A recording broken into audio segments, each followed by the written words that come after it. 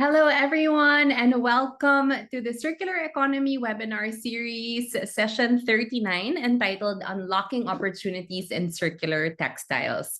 So if you are not yet familiar about this webinar series, this is a webinar series that showcases technology solutions, new approaches, emerging issues, and case studies in circular economy. My name is Anna Oposa, and I am your moderator for today, and I am also the Marine Conservation and Circular Economy Specialist of ADV's project on reducing marine litter in the region. And I am so excited for this webinar because I'm curious about the ways that textile can be circular. When we think of circular economy, most of us probably think about plastics and solid waste, but textile waste is a big concern, and we all wear clothes and we all dispose of clothes at some point because it's not our style or it doesn't fit us anymore. So I have a lot of questions, and I'm sure you do too, and that's why you're here. And we're very fortunate to have not just one, but two speakers from an organization called Canopy. Canopy illuminates how scaling production of low-impact alternative fibers made from discarded textiles and food waste have the potential to not only reduce reliance on primary forests, but also drive circular economy, green jobs, and alleviate secondary health and environmental issues. So we have two speakers, as I mentioned earlier. We'll start things off with Valerie Langer, who is the fiber solution strategist at Canopy. She has been working with Canopy to accelerate the global availability of next generation alternatives to tree fiber pulp for manufacturing paper, packaging, and man-made cellulosic fibers for textiles, and with Canopy Planet Solutions to mobilize investment for next-gen pulp production. Her portion will be followed by James Alden, Head of Regional and Investor Engagement. And he's currently, his main focus is catalyzing the scaling of 10 million tons of alternative fiber capacity in India. So welcome, Valerie and James, calling in from Canada. So thank you, and over to you. So nice to see everybody, and I'm just going to share screens and let Valerie get started, but really excited to be here and be amazing to see all the time zones that we're all calling in from. It's 11 p.m. on my end, so I'm exactly 12 hours difference than Manila time.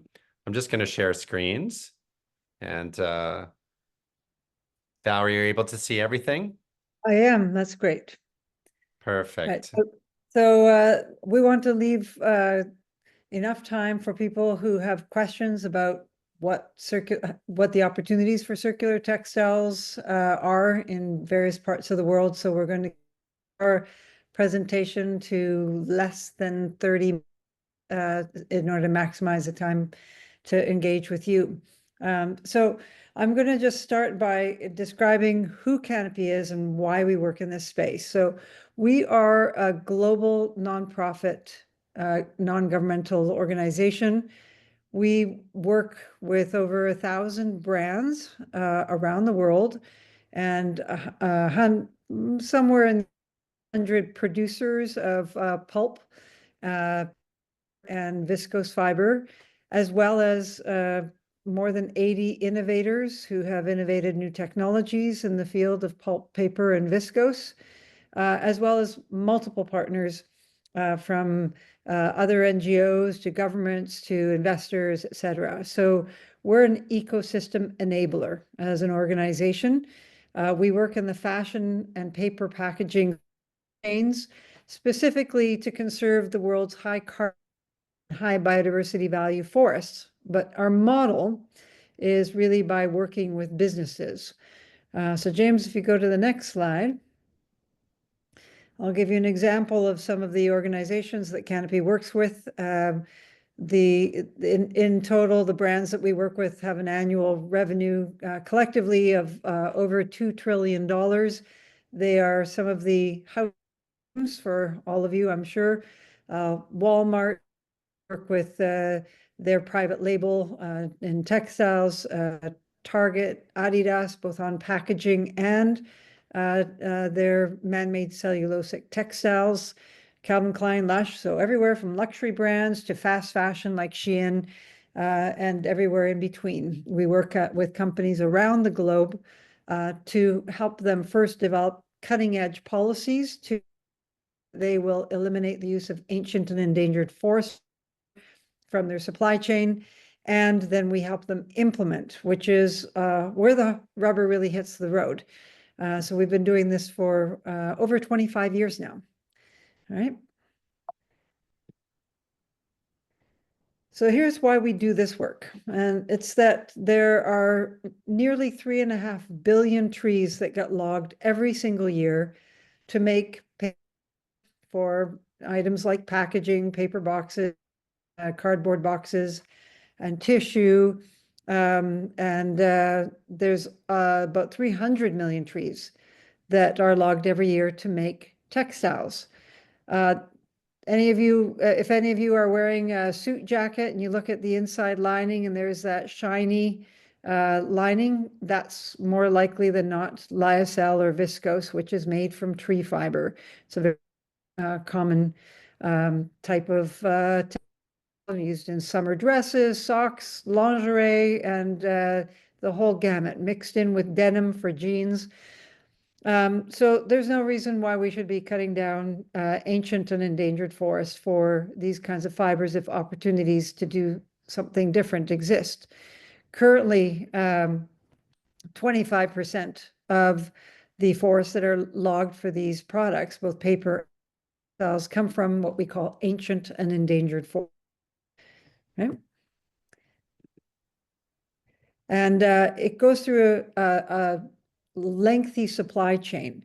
So from the forest floor, it goes to a logging company, then a dissolving pulp mill. From the dissolving pulp mill, if it's not an integrated company, there will be a viscose fiber or a man-made cellulosic fiber producer. And from there, the fiber enters into the value chain that spins and dyes and sews the garments that go to the brands and retailers and eventually to yourself. And Canopy works at these two leveraged pinch points. That's the fiber producer, because they get to choose what content is in the pulp that they buy, and the brand retailer, because the brand retailer that has the power over everybody and the rest of the supply chain. So we work very closely along with those two parts of the value chain to leverage collective movement away from a high carbon material input to the fiber and towards what we call next generation solutions. Okay, next. So currently fiber production and consumption in the world has gone way up. In 1975, we consumed, each of us, about on average, 8+ kilos per person. Today, it's more than 15 kilos per person. And that's actually increasing, fast fashion being one of the reasons, but also just clothes, fashion and display comes becoming more common. So textile that we wear and then throw away made of? Well, about 75% of it's made from synthetics like polyester. Another 30+% is natural fibers, mainly cotton. And 6.5%, 7% is what we call man-made cellulosics. So that's made from cellulose, primarily from tree fiber. There's a small sliver there of like animal fibers like wool and leather, but you can see that mainly 3 types of textiles make up the world's complement. And what happens is that you get a lot of blended fabrics. So cotton is mixed with polyester, or polyester mixed with viscose or lyocell, the man-made cellulosics. And at the end of you have a blended fabric like that, you end up trapped resources. You can't recycle it easily.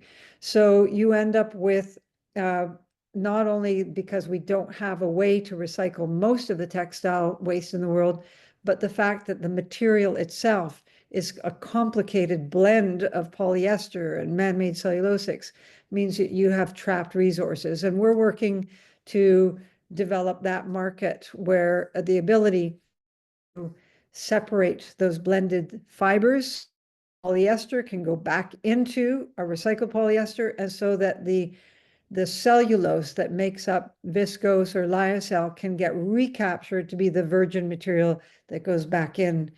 So that's where Canopy's been working. And the phenomenal profile of waste that is available as a resource if and when we make this movement is illustrated in this next slide.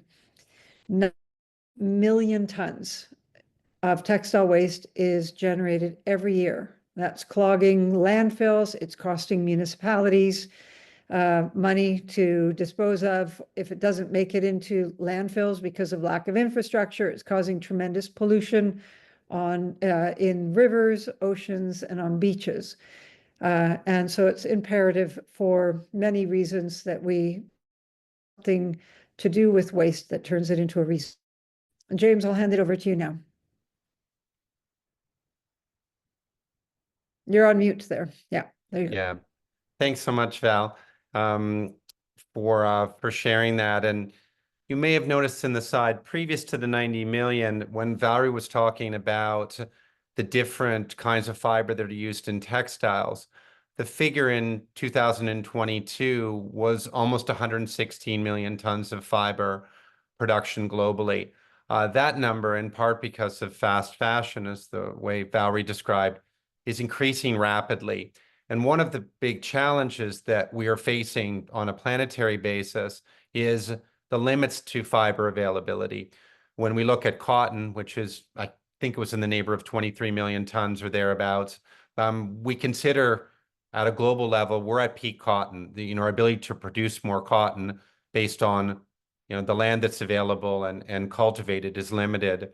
And forest fibers, as you may know, we're facing severe challenges. Number one, we're having to protect forests, of course, because of climate and biodiversity issues, which is essential for us as a planet. And secondarily, we're losing forests to forest fires and to degradation from climate change and so on. So, as a society, we need to begin to look at, how do we replace some of these fibers with low impact circular alternatives? And that's what Canopy calls next gen solutions. And the first of those, and Valerie mentioned this, is beginning to explore how textile to textile recycling is scaled globally. And a lot of mechanical recycling for cotton exists, but the technology that's emerging to either chemically or enzymatically split polyester, cotton, blended textiles is an incredible emerging opportunity that we'll speak more about, and that we're seeing potential to add fiber, to the mix today, which both replaces virgin fiber and as well replaces some of the virgin man-made cellulosics that we've referred to. So emergence in textile to textile recycling.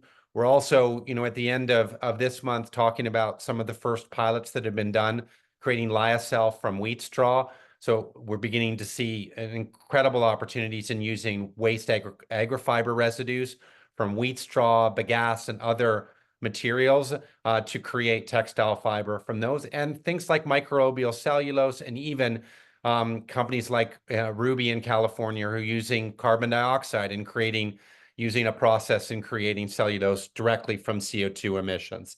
So there's some really amazing opportunities in these space. So what's the big benefit of next gen fibers? First and foremost, we see a tremendous reduction in land use. Almost 80 to 100%, 4 tons less CO2 per production of product.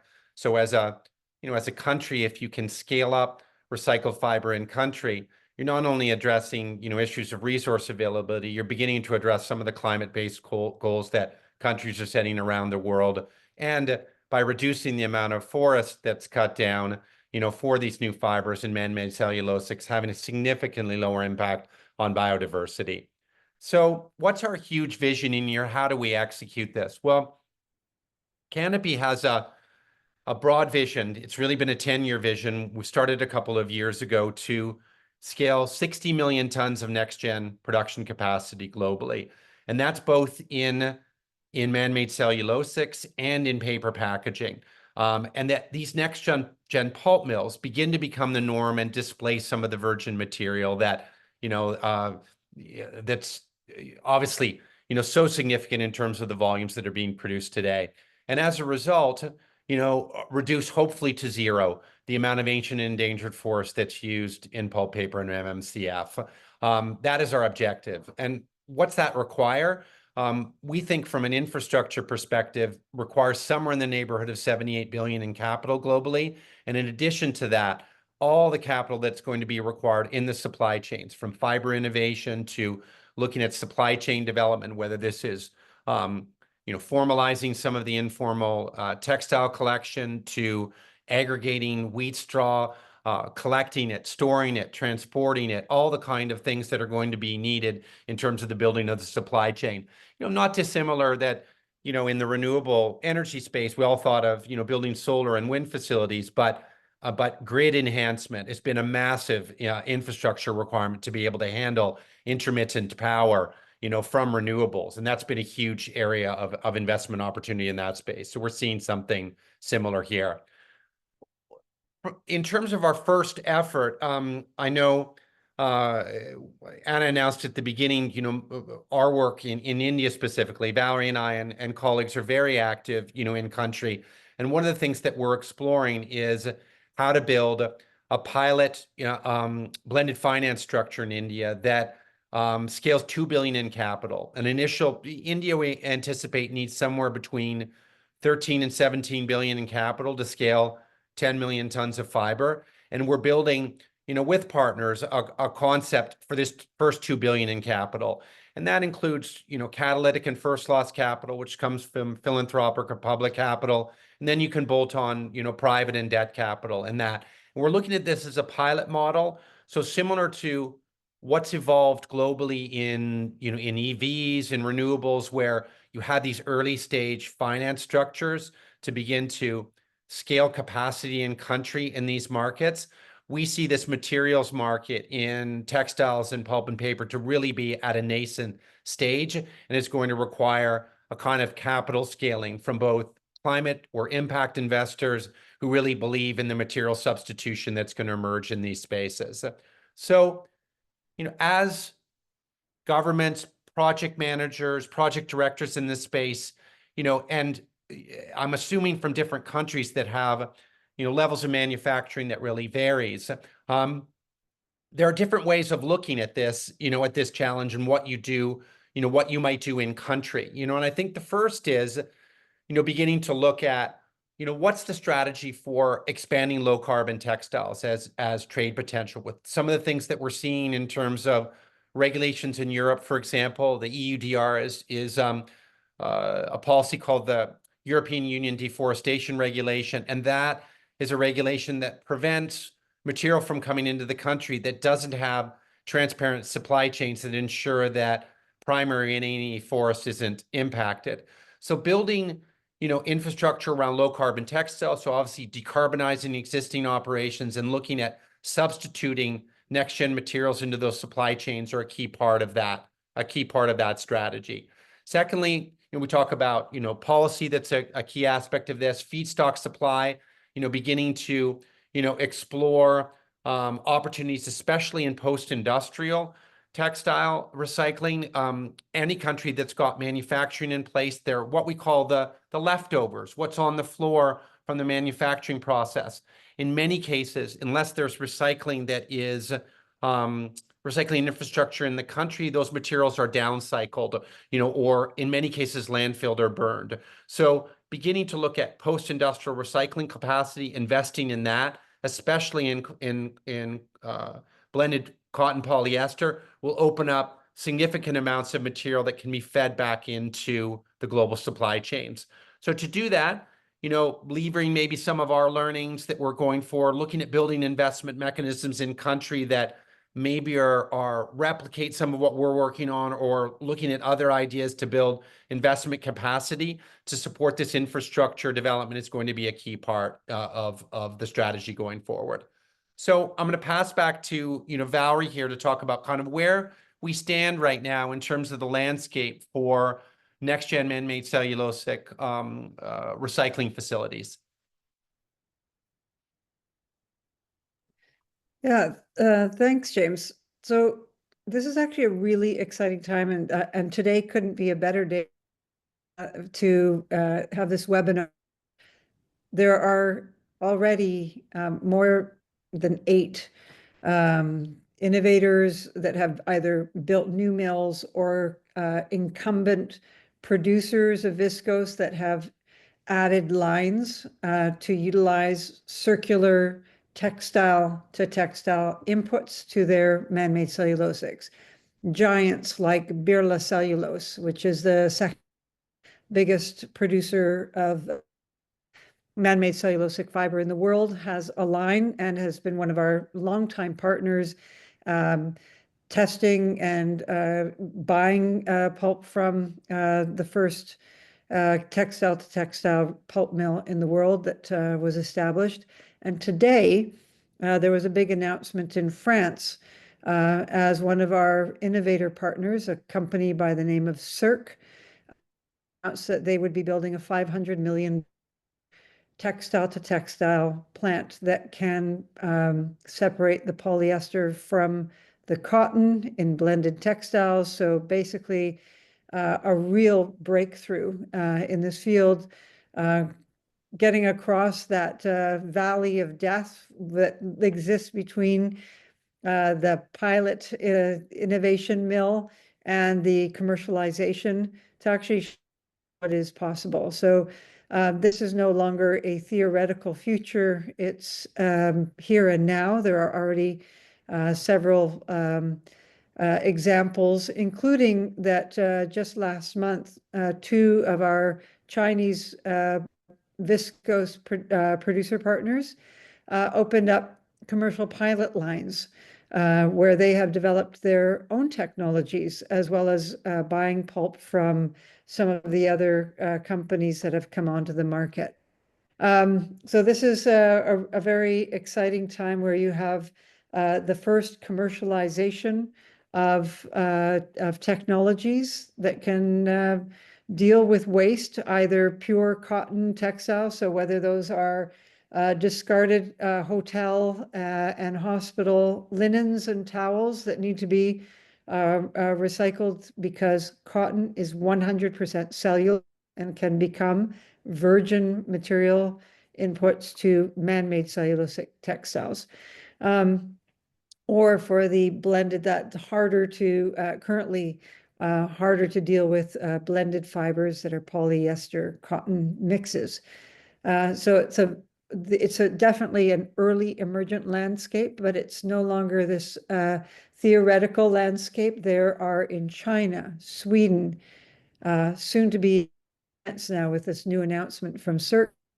There are pilot mills there's a pilot mill in Australia, and it's just a very dynamic space that's exciting to be part of. And we see that we're at an inflection point where Canopy, given the number of brands that we work with, literally hundreds and hundreds of brands that have agreed in policy and by working with us, been spending innovation dollars to figure out how they can collectivize their signals down the supply chain to producers that they actually want to move away from a heavy supply of virgin fibers to circular manufacturing or next gen alternatives that come from whether it's agricultural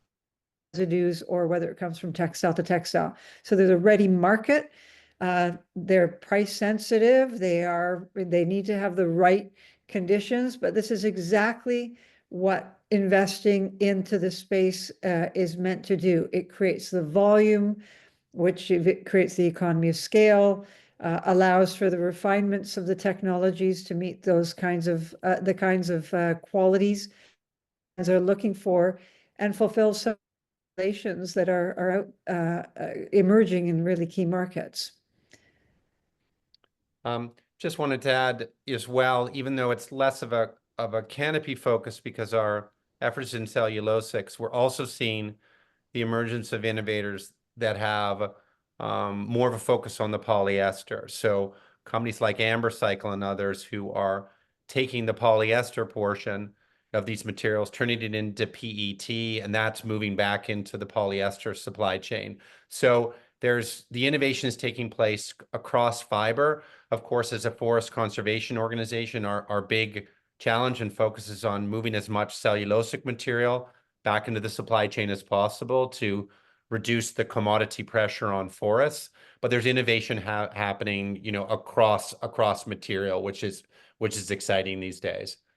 So, I think in summary, and we want to leave enough time for questions. I mean, we really see the focus on next gen materials as very early stage, kind of like, where the solar market sat 20 years ago, where EVs maybe were 10 years ago. And this opportunity for substituting high carbon materials with circular next gen materials opens up tremendous opportunities to serve new markets, who have demand for low carbon textiles and materials.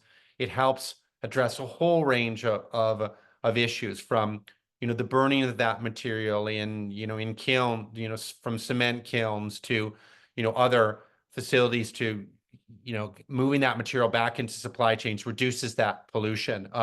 It deals with climate and biodiversity issues, as we spoke of earlier. And at the end of the day, it also helps create jobs and improve livelihoods. And all of these things are key. And depending on whether you're focused on whether it's impact or climate or livelihood or gender-based issues, really the focus on next-gen materials is one that serves many of these different needs. And I think this is why we're so excited about it and excited to continue to try to catalyze this opportunity globally in our work over the next decade.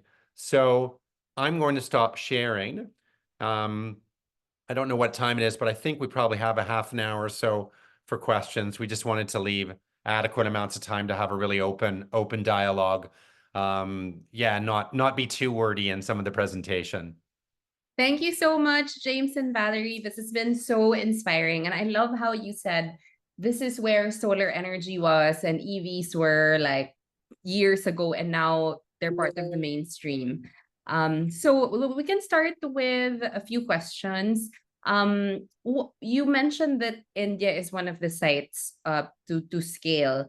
Is there any particular reason why it's India? Like, did someone reach out, or why was that country like ripe for this type of work? And what would the process be if we were to, like, another country wants to replicate it? You had a slide mentioning like, okay, you need like good policy or potential to scale. So maybe you can talk more about that.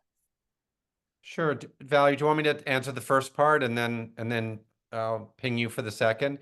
So in terms of India, as Canopy has set this large scale objective of 60 million tons of next gen capacity, we tried to look at a series of different factors to identify what we call hubs, global hubs that would have the greatest opportunity for scaling. And India has a number of different factors that I can describe. Number one, I think it's maybe the fourth, but at some point the second to fourth largest textile manufacturer in the world. So they are a major manufacturer of textiles, both cotton-based and polycotton-based textiles, as well as working with varieties of natural fibers. So they have that base of textile manufacturing. Secondly, both with imported and domestic collection, there's about 7.7 million tons of textile waste each year. In India, about 2.2 million tons of that are polycotton textiles. So there's a significant amount of material that's underutilized, downcycled, in that space. And thirdly, and even though this is an emerging area, India has about 100 million tons of agricultural residues from wheat straw, rice straw, bagasse, and so on. Much of it that's burned, and you're aware of the pollution-based issues in Delhi, especially in, December, January during the burning. So the identification of countries that have this material availability, plus some background in manufacturing, an existing ecosystem, not only in manufacturers, but Birla being a viscose producer, they have a strong mechanical recycling infrastructure today. All of those factors come together for us to look at India as being a really interesting opportunity, in terms of scaling. And I think your second question was more about how that might replicate, and maybe I'll leave that to you, Val. Yeah, so we have allies in India as well that we work with.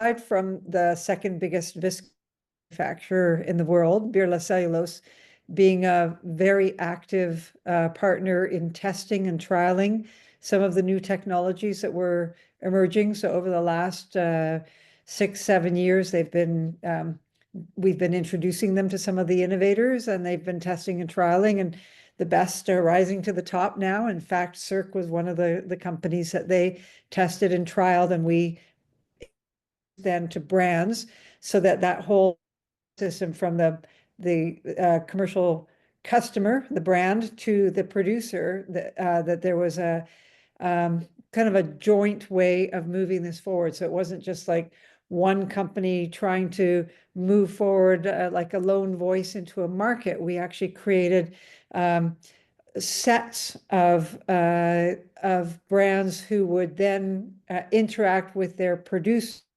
La Cellulose or Tangshan Sun in China, or Yibin Grace, so that that's where we were helping create that enabling ecosystem. Birla being anchored in India, it made a lot of sense because they had already tested and trialed many of these technologies.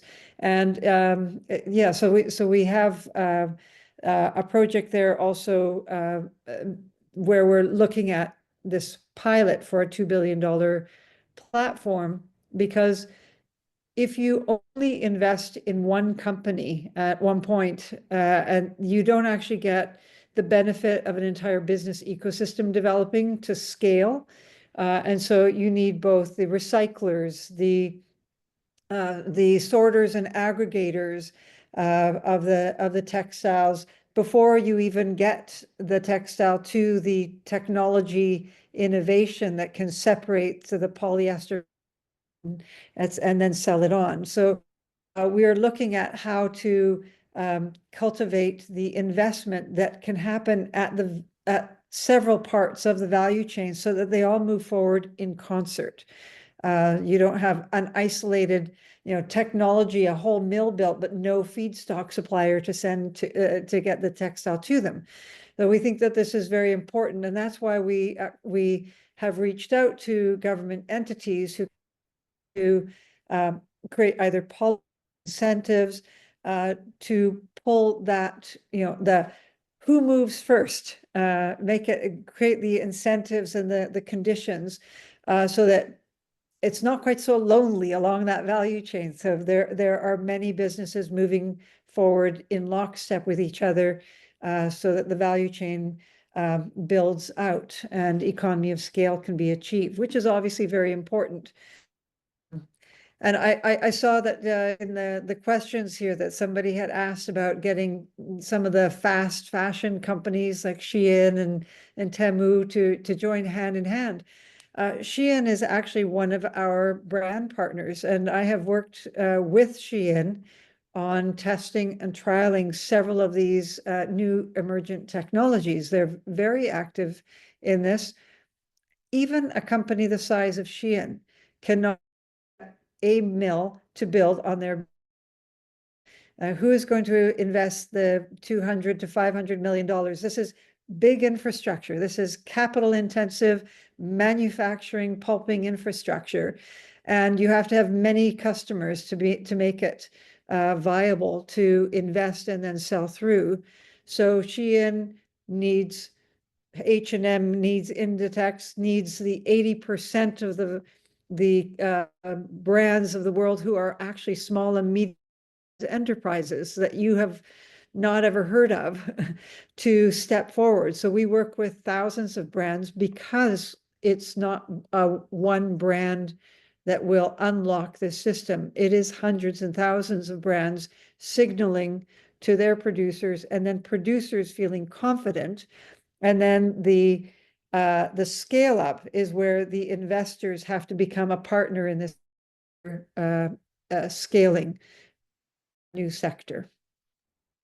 Yeah, thanks for those answers. I like how you said, like, you can't just invest in one company, because if you do that, you're pinning all your hopes and the future of the industry in one company. So you really have to set up an ecosystem of support with different enabling conditions.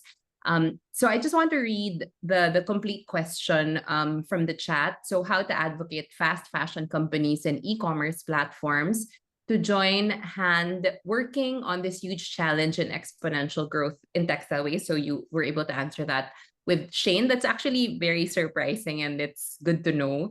I wonder though if it will change their price point, because one of their selling points obviously is the affordability. The second part of the question is it impossible to build the capacity to keep the pace with the tremendous growth of textile waste? That's the question. Well, I can, and we're specifically speaking here about man-made cellulosic textiles. There's about 7 million tons produced in the world right now, and if let's say it were to double over the next 15 years, which would be pretty high, but let's just say that you'd get to somewhere around 15 million tons. I'll give you a really great example in recycled pulp and paper field. The 1990s, the pulp and paper industry around the world built out 60 million tons of pulp capacity in 10 years. The following 10 years, from 2000 to 2010, the same industry built another 70 million tons of recycled pulp capacity. So the and pace of construction and production is actually well within the capacity and possibility for this sector. They've done it before. They've done it many times over, and it really is about the market signals and where the market is. And that really has it's the question about price is going to be really critical here, because when you start out with smaller production, you don't have the advantage of economy of scale. And that's another reason why we are working with multiple producers, multiple technologies in multiple hubs around the world, because economy of scale will be critical to getting the feedstock supply system really refined to be able to take textiles out of the waste stream to a resource stream, investment there, scaling there. Those are generally smaller businesses than the mills themselves. But you'd need those invested in, and it'll happen in China, it'll happen in South America, India, North America, Europe. There is not a place in the world where we don't see this as an opportunity. There are clothes being thrown away everywhere, everywhere. Yeah, definitely. There's another question here from Patarapol Turlalak. You mentioned about facilities in China and Sweden. Are these just pilot scale or commercial scale already? James, do you want to answer that? Sure. Yeah, we mentioned, a couple of years ago now, one of the first large-scale commercial textile-to-textile mills was launched in Sweden.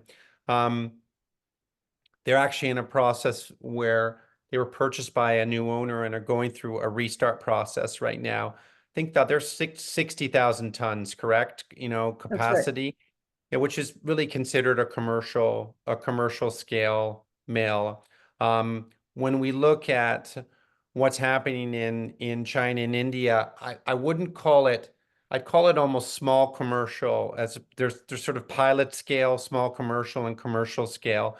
They're in the small commercial space. The capacity of the one, India-based facility, and again, Valerie, jump in. You're a little Yeah, closer on the numbers on 15, some of these, but yeah, Firla has a 15,000.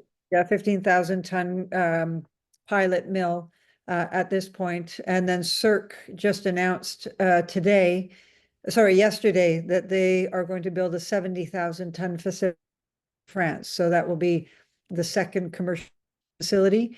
The Chinese facilities are both pilot scale.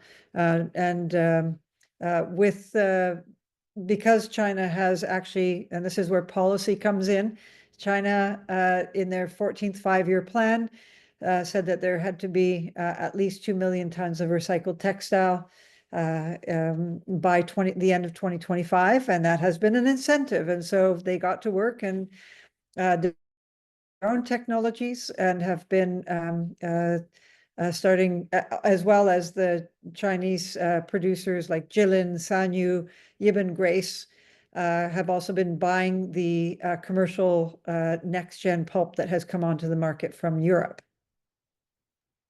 Yeah, so thank you. Small commercial scale. I just learned that today. Another question here from Kim Le. While scaling chemical textile recycling, if the current scale provides the economic and environmental viable, and if big scale is needed, is there any country that meets the potential feedstock volume for the operation?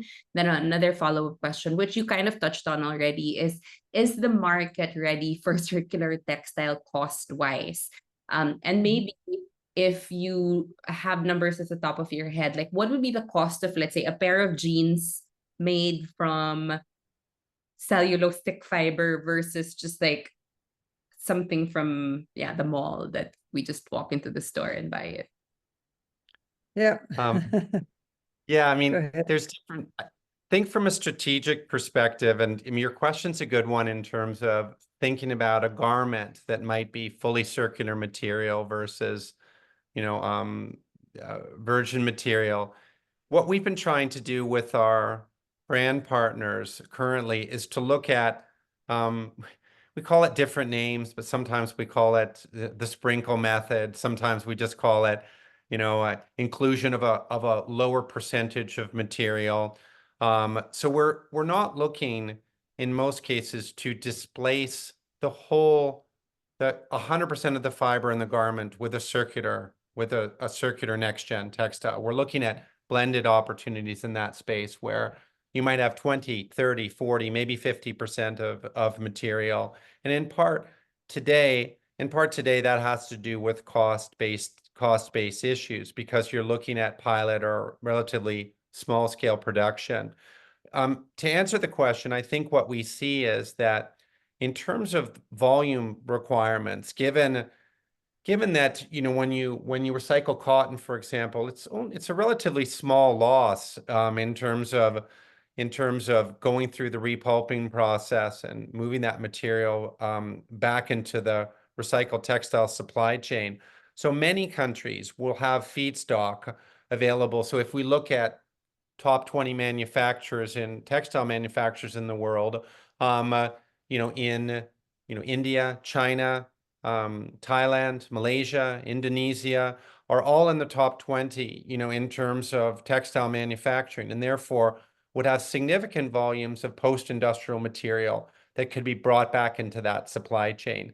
And from a cost perspective, the key is, what are the technologies that can be used if in case of polycotton to split that material? Can you site that facility adjacent to your feedstock so that the transport cost of that feedstock is within reason? We know in agricultural fiber for pulp and paper, for example, they have to collect wheat straw from a 50-kilometer concentric circle around the mill to make it cost effective. So we do know that some of this work is about location in terms of accessing that feedstock in a cost-effective way and ensuring that OPEX expenses and the day-to-day production costs are reasonable. It doesn't exist today at the price that it needs to because of scale, but we envision it's going to be absolutely no different than, in Toronto, where I am in Canada, the early incentives for 20-year solar contracts were 82 cents Canadian a kilowatt hour, which were basically 60 cents US. Now, production and this is 3 cents a kilowatt hour. So they were paying 20 times that in feed-in tariffs early on in these markets. So this is very early market stuff that's typical that you get when you have a developing area like this. So we do see that there's many jurisdictions that will have feedstock capacity and opportunity to scale this kind of work. Just looking at the question and made sure I answered that. I think I did, but Valerie, if you want to add anything in addition, I know there were some other questions that have come through as well. Yeah, we can go through the other questions. So it's really a lot of the challenges in circular economy is really about economies of scale. The more people invest in it, the more people use it, the more it becomes widely available, then the cost will also be cheaper or more accessible. So the next question is from Subin Bang. How can technology facilitate standardization and international cooperation in the circular textile sector to achieve a global circular economy? For example, digital product passports or global recycling databases. Yeah, that's a great question. We actually, there are already some digital passports. They tend to go from one part. Remember, and I had the supply chain from forest floor all the way through to the brand retailer. Most of the digital passports only go part way down that supply chain. They don't go right to the forest floor. And so we are doing some work with one of the companies that the transparency. They can actually insert something into the it travels with the yarn or all the way from the fiber. It gets inserted, so it's a way that you can scan and tell that the what the label says it is actually in, and you can trace it right through the process. So we actually need to find a way to go right back, not right back to the forest floors. There's no ancient or forest fiber in this product, that you have a certification like a Forest Stewardship Council certification that is part of the digital passport. So there you might have to blend two different systems in order to get that one, which is the track and trace digital passport that can go from the fiber product or pulp production, rather before the fiber, from pulp production right through to the garment. But you would have to have something like a Forest Stewardship Council certification to get the from the forest floor to the pulp maker, to make sure that when they are using tree fiber, that it's from sustainably harvested trees, or if they're saying they're using non-tree fiber, that there's a way to trace right back to the origin fiber, the input. So there is some work happening in that, and it's very important to brand. They want to be able to, they don't want to be caught out with greenwashing, where they put something on their label and then somebody else finds out it's not true. So those digital passports are for tracking and tracing are very important. We're also working with a couple of companies that are developing platforms where small and medium-sized brands, not 80% of the market is not the size of and Shein and Temu, really small companies, and they don't have a way. They can't even get a minimum order quantity together to get a better price on the sustainable options that are out there in the market. So unless they can collectivize their purchases and get a minimum order quantity, they're always going to be at a disadvantage. But they're the majority of the market.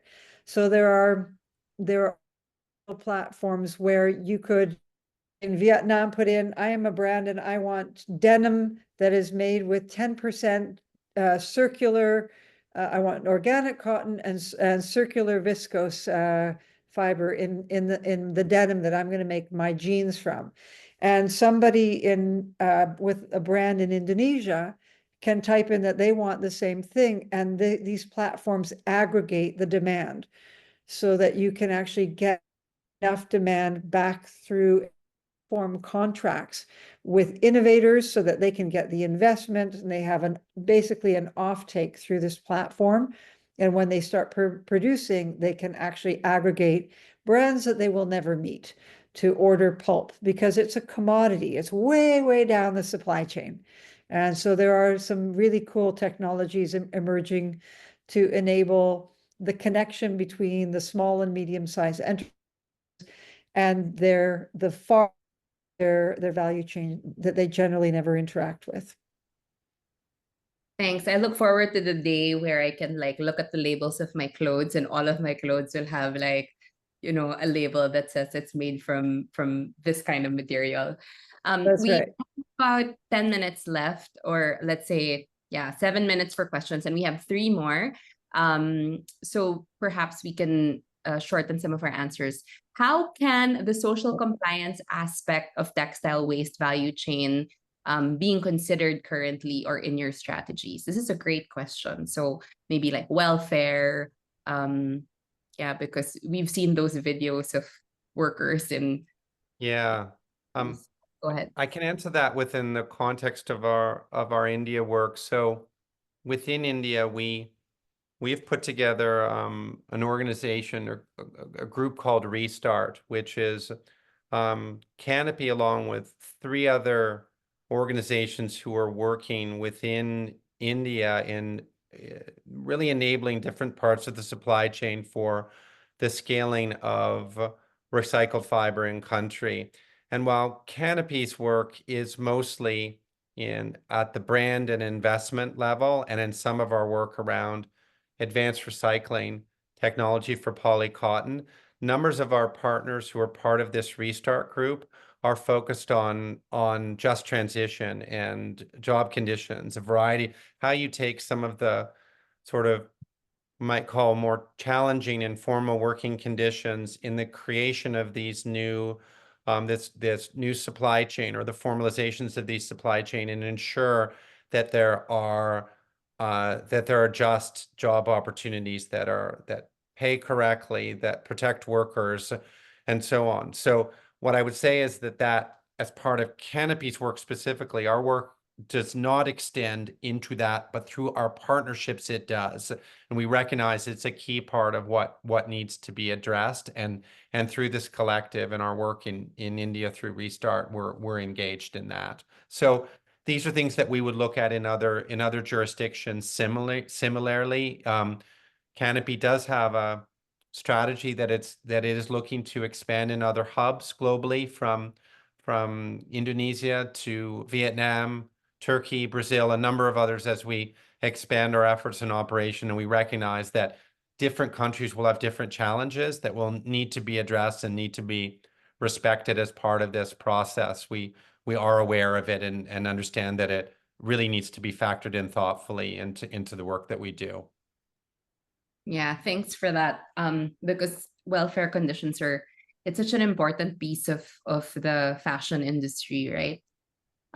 From Chiang I was wondering if Canopy had looked into Vietnam's garment and textile industries, and whether they might have similar ingredients found in India, where exploring Canopy's business case might make sense. I can answer that briefly. A number of our partners actually from our Restart group were just in Vietnam last week. I think they were there for 10 days at a series of conferences and speaking to companies within the textile and recycling ecosystem in Vietnam. And we have a distinct belief that it's a country that, from its manufacturing perspective, with the volume of post-industrial material, that it makes a lot of sense for this. We know some of our innovator partners are looking, and it's come up as a country that makes sense to explore, and that it would be one of those countries that would fit some of the criteria that would be logical for the build out of facilities like this. So that was a long-winded way of saying, yes, we think it makes some sense and should be an area of focus. Thank you. Okay, 2 more questions. Please answer them very briefly. Also, I know it's midnight already, James, so you might be in a few minutes. Yeah. From Canopy, could you share information about the implementation of DPP in the textile industry that has been piloted in your project?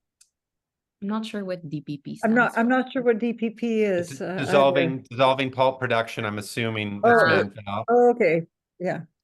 If you want to speak to that with some of the work with Birla again and others, maybe. Oh, yeah. Or and also with many of the Chinese producers. So to read a little more about this, there are 2 places where you can go. We produce an annual ranking of the viscose producers of the world. More than 80% of the viscose production in the world goes through an annual audit process that Canopy performs. And we have, it's not only whether they are to make sure that whether they're sourcing from ancient or endangered forests or not, but also we're tracking which of those producers have been doing research and development or actually integrating next gen into their production of viscose fiber and lyocell fiber. So you can read quite a detailed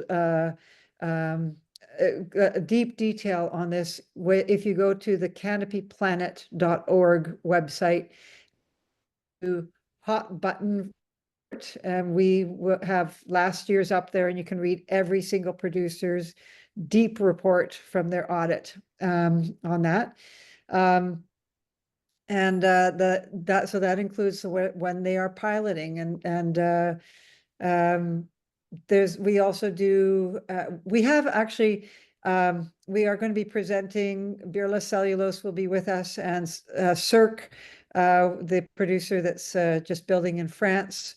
We're presenting at the Future Fabric Expo on June 24th in London, England. If anybody's wants to hear some more detail about what it's like to develop from the perspective of the producer to develop next gen production. Thank you. Last question very quickly. Do you think that it would need international certificate to guarantee that the recycled fiber in textiles to avoid greenwashing or overclaim? Oh, yes. This is super important. And in fact, in certain parts of the world, there are now laws against greenwashing that have been where companies have been taken to court. So it is important. And there's an international standard called GRS, the Global Recycled Standard for textiles. There's also we researched this and found that the Roundtable for Sustainable Biomaterials has a very robust system that can be traced right from the origin right through to the garment. So Roundtable for Sustainable Biomaterials is great. I'll put that in this. I'll write it in. Nice. Thank you. Yeah, greenwashing is becoming a bigger issue because of just corporations wanting to have quick fixes and make their reputation better. But we as consumers also have to be critical and ask, where is this coming from? What are the principles behind this? What is the motivation behind this? So thank you so much, Valerie and James, for joining us, even if it's the opposite time in your side of the world. We hope you've learned a lot, all the people who have attended, and we look forward to learning more about Canopy. And if you want to learn more about Canopy, please visit canopyplanet.org. Thank you, everyone, for joining, and thank you, Valerie and James. Have a great day. Thank you Thanks, very Anna. much. Thanks, everybody. Bye. Take care, everyone.